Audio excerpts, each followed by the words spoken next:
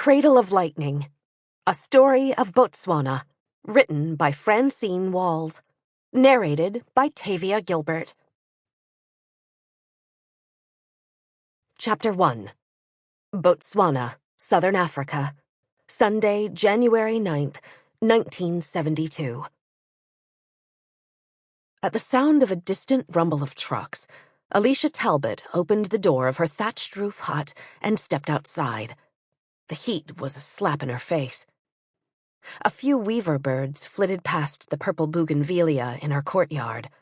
Farther away, goats browsed in the brush and chickens scratched in the sand.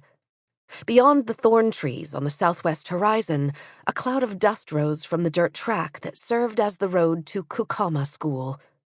As the trucks grew closer, one of the goats lifted its head and bleated. The chickens scattered. Alicia's 2-year-old son, Sammy, followed her outside, and he seemed to feel the tension. He raised his arms. She pushed back her long hair and picked him up, but she held him so tightly he protested. "Sammy, down," he said.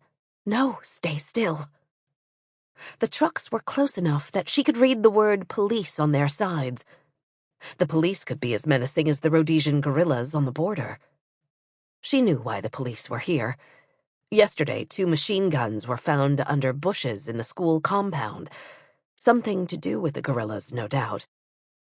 Carrying Sammy, Alicia stepped back inside her round hut, a rendezvous. As she paced, she sang a lullaby to her son, yet he fussed. "Hush, Mommy's here." The police were from the small, dusty capital of Gaborone, nicknamed Hobbs. Alicia did not want to imagine what they would do next. Maybe exams would be cancelled, the school closed, the teachers declared prohibited immigrants and expelled from the country. She thought of her students. Ngotha and Tale, for instance, whose parents sold all their cows to pay the school fees. She pushed aside the curtains in her front window and peered out. 2 policemen came up the lower path to her home on the western edge of the school compound. They wore uniforms and carried rifles. Her stomach churned. Her rendezvous was little protection.